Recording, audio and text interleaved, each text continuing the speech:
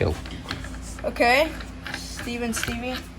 This is my Remington 870 Wingmaster. 12 gauge. Yeah. So it's very pitted along. We got this gun from a buddy of mine who had passed away and left us a few guns. And this one we got with a sawed-off vent rib barrel, and the gun is the stock. Let me readjust this here. The stock is cracked, and it is very rusty on the receiver.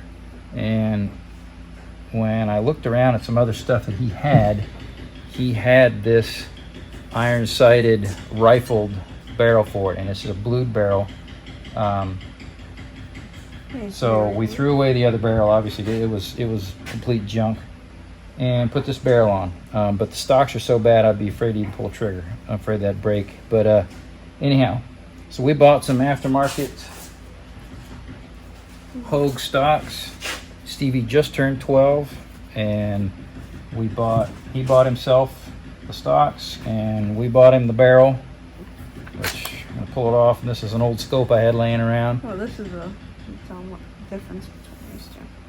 Oh, this is a rifled barrel. It's a rifled slug barrel, and it's just got a tang-mounted scope mount.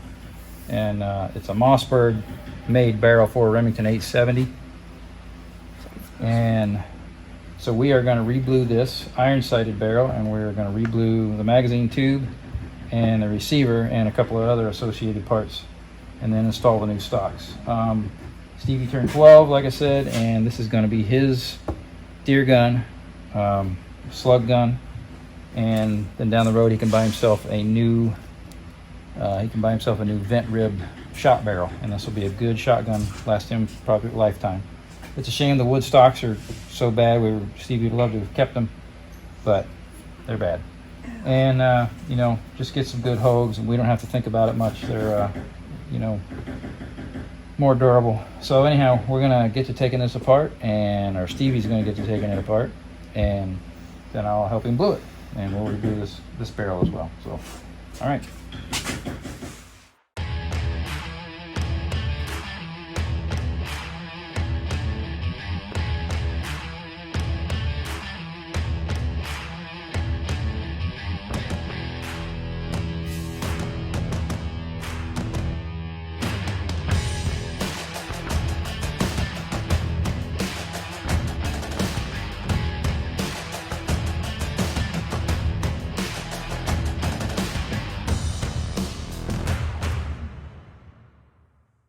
Okay, we've wire wheeled and 600 grit sanded these gun parts, the barrel and the receiver, and the magazine tube on this 870 Remington. We're doing a cold blue. We're using Brownell's, what do they call us? Oxy blue, Ospho blue, and I've had this bottle for 20 years. So this is only really the first time I've done this. So. Here we go.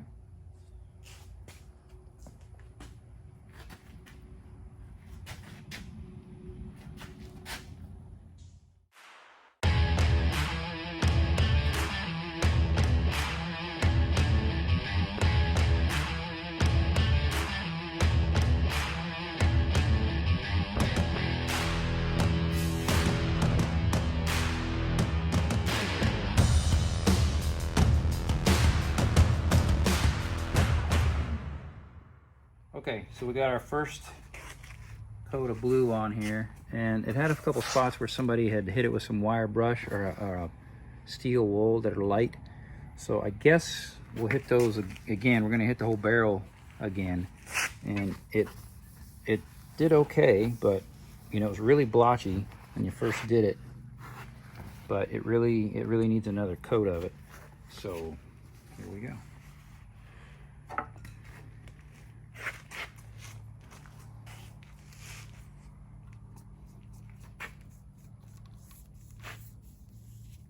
Guess I should do what I said I was going to do and hit these spots first. Excuse me.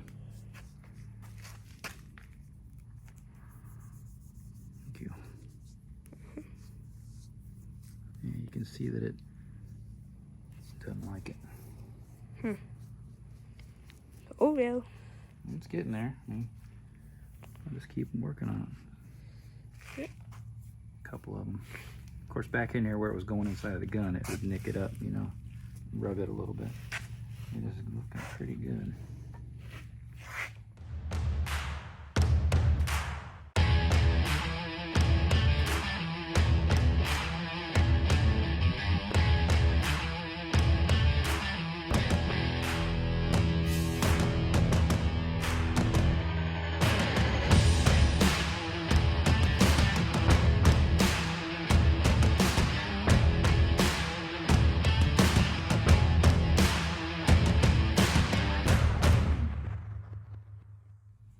Okay, we're pretty much done with cold blue in this barrel. So it turned out pretty good for the first time I've ever done it. You know, I think the whole trick is to obviously to have, you know, just like a paint job on a car, you got to have all your prep work. So we're going to oil it. Oops, a little excessive.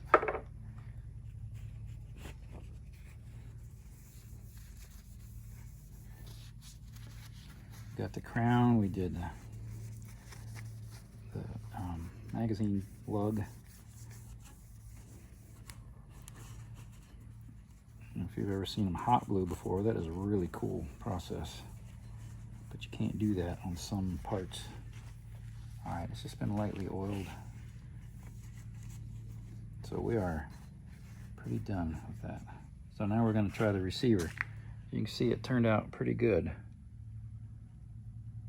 So I had a couple spots where somebody had hit it with some looked like steel wool in just one spot or two, and we had to go back and hit that again. And you can see it if you know what you're looking for, but it turned out pretty good.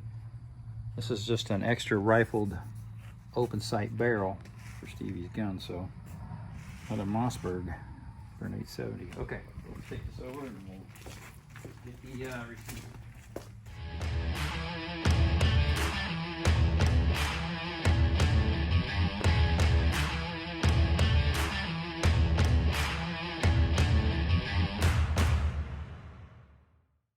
Okay, so we just rinsed all the bluing off.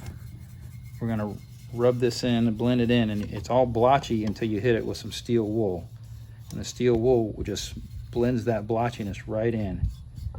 And if the more you rub it, the more it rubs the bluing off, so you wanna be kind of gentle about it until you just get the finish that you want.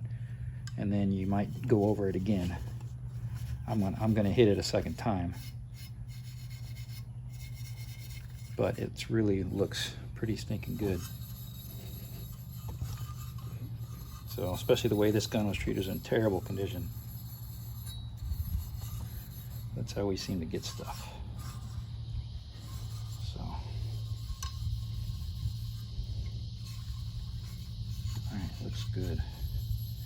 So we'll dry her off with a clean.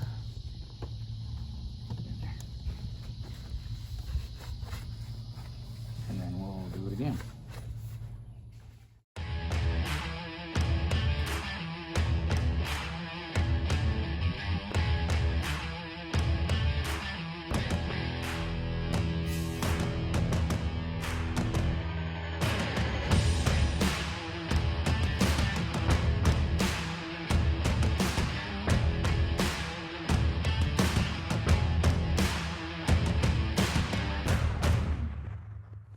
All right, now that I see this, there's a little bit of the finish. It's still got a little pitting in it, but that's the way it's going to be. It was pitted a little bit, but it turned out fair.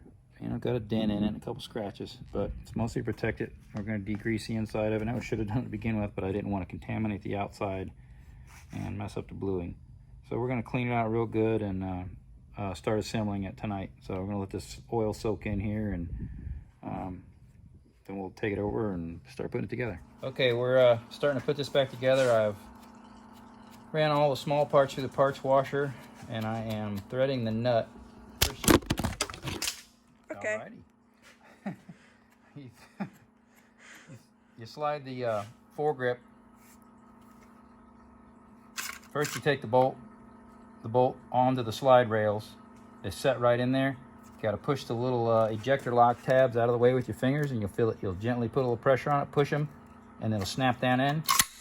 And then you get the, I don't have the special tool for the foregrip nut down here. It's an internal nut, but you can get it started with your finger if you're lucky.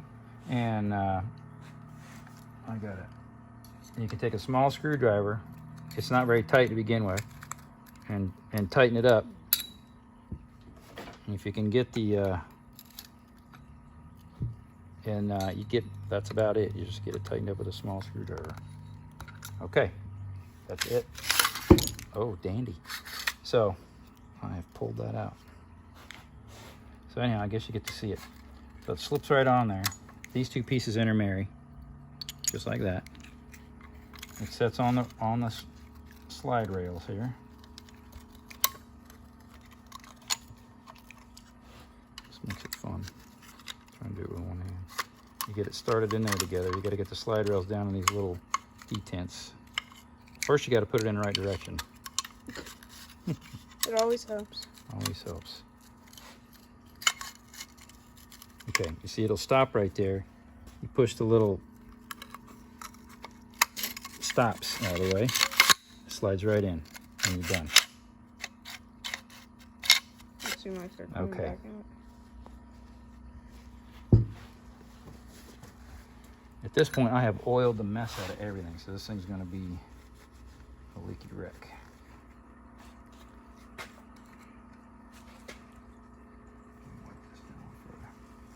Okay, I'll slide the trigger group down in here. If I cannot do it without tearing up my bluing like a moron. There you go.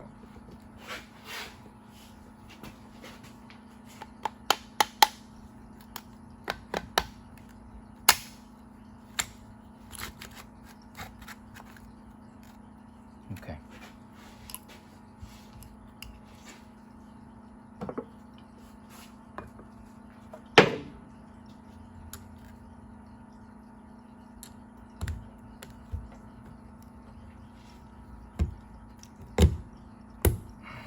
You may need a punch to put these in with.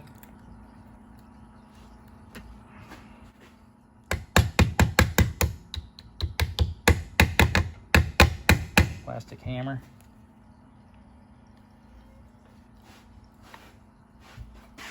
Speaking of plastic hammer.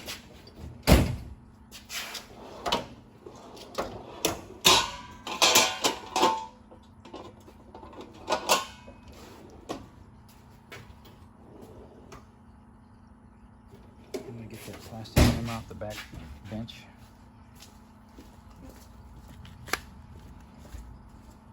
Thanks, bud. Oh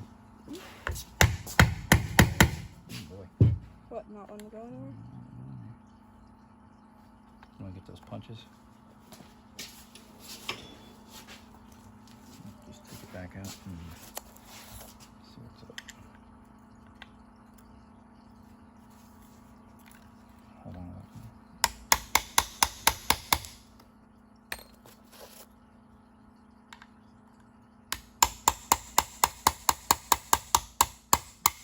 Awesome. Yeah, very good pick. It's bent. That Bent. would make sense. Hmm? How come that thing's not up? Not what? This thing's not up and the side's off. I don't know yet. Let's But like, 100% no, because the barrel's not in there. I don't know. No, I don't know either. Yeah, because it's not moved right or something.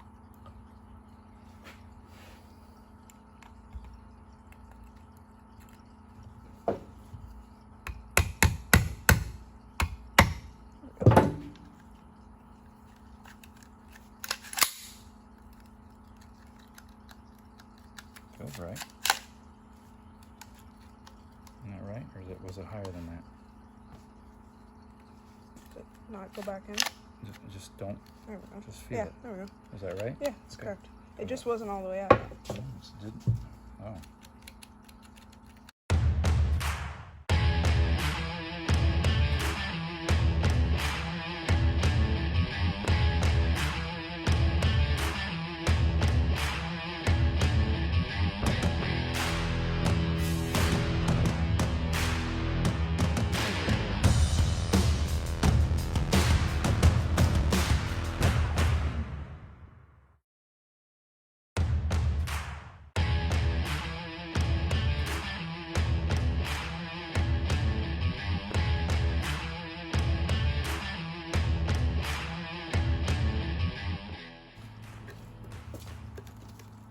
What you did?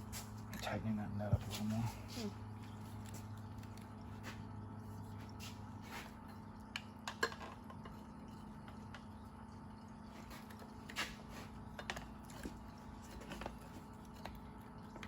Okay, so we got it all glued and put back together. It's getting dark in here, so I don't know if the lighting's that good, but it turned out pretty good. You know, it's not an #1 job, but it turned out really good. We did not do this barrel. We just did this receiver and the magazine tube. But it turned out good. Didn't even paint the trigger group. It's going to be a hunting gun. This is Stevie's shotgun, his first 12 gauge. And this is not the scope that's going to be on. It's the only one that I had laying around. So there you go, Stevie. Trigger still feels good. I need to get a swivel lug up here. It's got Stuck on mine. Yeah. Is it a shorter pull than before? Yeah. A little bit. You're gonna get beat up for dry firing it. What? They're gonna beat you up for dry firing it. Yeah. Okay, that's it. We got it done, and there it is. So, Ta-da! ta-da! All right, here's Stevie with his first homebrew 12 gauge slug. At first shot, his 870 slug gun. He's nervous. All right, you're clear to shoot, bud. Easy does it. Nice easy pull. Pull it tight into your shoulder. What'd you think? Not as bad as I thought. No, it still kicks like a mule though, doesn't it? Yeah. All right, let's go check it out. All right, so we've hit no pie plate so far. This load is all over the place out of his gun. Okay, so we're gonna have to go back to the drawing board. Oh, I hit it right there. We got one there. Stevie hit there, or I did, because there's one all the way down here. That was you. Here, oh, that's a new one. Here, No, here, that was possibly here, but nothing's hit the pie plate. That was your first, second, third, and I don't know any of those. Yeah. So I probably hit that's there. at 70 yards, and that load is all over the place. So back to the drawing board. How'd it do? Not as bad as I thought. Okay.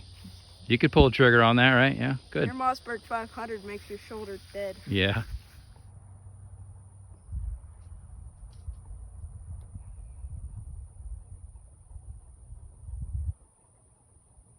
Ooh, a little to the right again. Are you pulling?